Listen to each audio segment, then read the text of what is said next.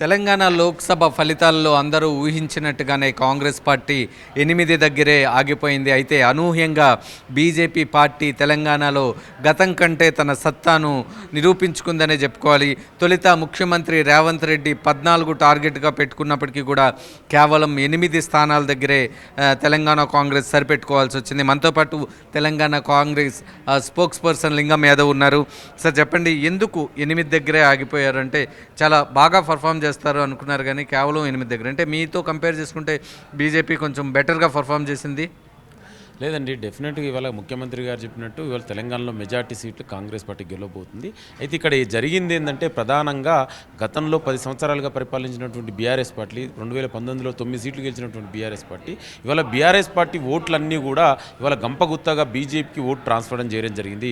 BJP BRS రెండూ కలిసి ఇవాళ కాంగ్రెస్ పార్టీని మెజార్టీ సీట్లు రావకుండా అడ్డుకున్నటువంటిది మనకు చాలా స్పష్టంగా అర్థమవుతుంది. అంటే ఇవాళ మీరు చూడండి, బీఆర్ఎస్ కనీసం డిపాజిట్లు కూడా రానటువంటి పరిస్థితి ఇవాళ తెలంగాణలో బీఆర్ఎస్కు దాపురించిందంటే ఇవాళ బీజేపీ బీఆర్ఎస్ రెండు ఎట్లయినా మెజార్టీ సీట్లు కాంగ్రెస్ పార్టీని రాకుండా కుట్రలో భాగంగానే ఇది జరిగింది. అందుకే ఇవాళ మేము బహుశా కుట్రని ఇవాళ కాంగ్రెస్ పార్టీని మేము ఎంతసేపు మా ముఖ్యమంత్రి మంత్రిమండలి అందరూ కూడా తెలంగాణలో అభివృద్ధి సంక్షేమమే మేము దృష్టి పెట్టాం తప్ప ఇవాళ బీజేపీ బీఆర్ఎస్ ఈ కుట్రను మేము అర్థం చేసుకోలేకపోయినాం. దానివల్ల కొన్ని సీట్లు తగ్గింది. అయినా కూడా మేము చివరి వరకు మెజార్టీ సీట్లు తెలంగాణలో కాంగ్రెస్ పార్టీ గెలవబోతుందనే నమ్మకం విశ్వాసం మాకు ఉందండి. అంటే గతం కంటే చూసుకుంటే కాంగ్రెస్ కొంచెం మెరుగైన ఫలితాలు ఇచ్చిందని అనుకోవాలి. కాకపోతే మీరు ఇక్కడ అధికారంలోకి వచ్చిన తర్వాత మీ మీద చాలా ఎక్స్పెక్టేషన్స్ ఉన్నాయి. అంటే అట్లీస్ట్ 10 అయినా దాటుతారు కాంగ్రెస్, 12 అయినా వస్తాయి అనుకున్నాను, కానీ 8 దగ్గరే ఎందుకు ఆగిపోయారు? అదే చెప్తున్నాండి, బీజేపీ బీఆర్ఎస్కు వాళ్ళిద్దరూ ఓట్లు ట్రాన్స్ఫర్ చేసుకోవడం జరిగింది. ఇవాళ అసెంబ్లీ ఎలక్షన్లో కూడా మళ్ళీ చాలా స్పష్టంగా కనబడింది. అదే కనుక బీజేపీ బీఆర్ఎస్ రెండు సపోర్ట్ చేసుకోకుంటే కాంగ్రెస్ పార్టీ తెలంగాణ అసెంబ్లీ ఎలక్షన్లో ఇంకా 20-25 సీట్లు పైగా గెలిచేది. ఇవాళ అది పార్లమెంట్లో కూడా మళ్ళీ అదే జరిగింది. అంటే ఎంతసేపు ఇవాళ బీజేపీ బీఆర్ఎస్ కాంగ్రెస్ పార్టీ గెలవకూడదనే చూసింది తప్ప ఇవాళ బీఆర్ఎస్ పార్టీ కనీసం వాళ్ళ డిపాజిట్ రావట్లేదండి. బీఆర్ఎస్ పార్టీ నేతలు కూడా సేమ్ ఇదే చెప్తా ఉన్నారు. కాంగ్రెస్ పార్టీ బీజేపీ లోపాయకారంగా ఒప్పందం కుదుర్చుకుంది, కావాలంటే రేవంత్ రెడ్డి మోడీని పెద్దన్న అన్నాడు, కావాలంటే మీరు అది చూడండి, ఆ వీడియోలు వినండి, అందుకని వీళ్ళిద్దరూ డ్రామా ఆడి ఈరోజు బీఆర్ఎస్ పార్టీకి ఇలాంటి పరిస్థితిని తీసుకొని వచ్చారు తప్ప ప్రజల్లో బీఆర్ఎస్ పార్టీకి మద్దతు ఏం తగ్గలేదని చెప్తా ఉన్నారు. ఎవరు బీజేపీకి సపోర్ట్ చేసిందో మనందరి గత చరిత్ర చూడండి. మీకు కేంద్రంలో వ్యవసాయ చట్టాలకు బిల్లు సపోర్ట్ చేసింది ఎవరండి? ఇవాళ మేము చెప్పడం కాదు, బీజేపీ ప్రధానమంత్రి కదా, దేశం ప్రధానమంత్రి ఇవాళ హైదరాబాద్కు వచ్చి ఏం చెప్పిండు, బీజేపీకి బీఆర్ఎస్ కేటీఆర్ ముఖ్యమంత్రి చేయడం కోసం నన్ను వచ్చి కలిసిన అంటే బీజేపీ బీఆర్ఎస్ రెండు ఒకటి. ఇవాళ చాలా స్పష్టంగా అర్థమవుతుందండి. ఇవాళ పార్లమెంట్ ఎలక్షన్లో ఇవాళ నువ్వు 10 సంవత్సరాలుగా పరిపాలించినటువంటి కేసీఆర్ కనీసం డిపాజిట్ రానటువంటి సిచ్యువేషన్ ఉందంటే దీనికి మనకు చాలా స్పష్టంగా అర్థమవుతుంది. ఇవాళ బీజేపీ బీఆర్ఎస్ రెండు ఒకటే. ఇవాళ కాంగ్రెస్ పార్టీని కుట్రలో చేసి ఇవాళ మెజార్టీ సీట్ రాకుండా కుట్రలో ఆ విధంగా అడ్డుకోవడం జరిగింది. అయినా కూడా ఇవాళ తెలంగాణ ప్రజల మద్దతు అంతా కూడా ఇవాళ కాంగ్రెస్ ప్రజాప్రభుత్వానికి ఉంది. ఇవాళ మేము వచ్చినటువంటి 100 రోజుల్లోనే 6 గ్యారెంటీలు 5 గ్యారెంటీలు అమలు చేసాం. ఇవాళ మోడల్ కోడ్ ఆఫ్ దాదాపు 2 నెలల నుంచి మోడల్ కోడ్ ఆఫ్ కండక్ట్ అమల్లో ఉంది. అందువల్ల కొన్ని ఇంకా అనుగుణంగా పథకాలు మేము అమలు చేయలేకపోయినాం. అయినా కూడా ఇప్పటి వరకు ఇంకా చివరి వరకు మెజార్టీ సీట్ తెలంగాణలో కాంగ్రెస్ పార్టీ గెలవబోతుంది. బీజేపీ బీఆర్ఎస్ ఎన్ని కుట్రలు చేసినా కూడా ఇవాళ తెలంగాణ ప్రజలన్నీ కూడా ఆ కుట్రలని ఇవాళ గమనిస్తున్నారు. ఇవాళ బీజేపీ ఎంతసేపు సెంటిమెంటు రాజకీయాలు, భావోద్వేగాల రాజకీయాలు, ఒక విద్వేష విషపూరిత రాజకీయాలు చేస్తున్నారు. దానివల్ల కొంత ఆ పోలరైజేషన్ జరిగి ఉంటుంది తప్ప డెఫినెట్ కూడా తెలంగాణ ప్రజల మద్దతు కాంగ్రెస్ పార్టీకే ఉంది. బీఆర్ఎస్ నేతలు మిమ్మల్ని ఒకటే క్వశ్చన్ చేస్తూ ఉన్నారు, నిజంగా మీరు అన్నట్టు బీజేపీతో మేము లోపాయికర ఒప్పందం తీసుకుంటే ఈరోజు కవిత జైల్లో ఉండే పరిస్థితి మాకు ఉండేది కాదు.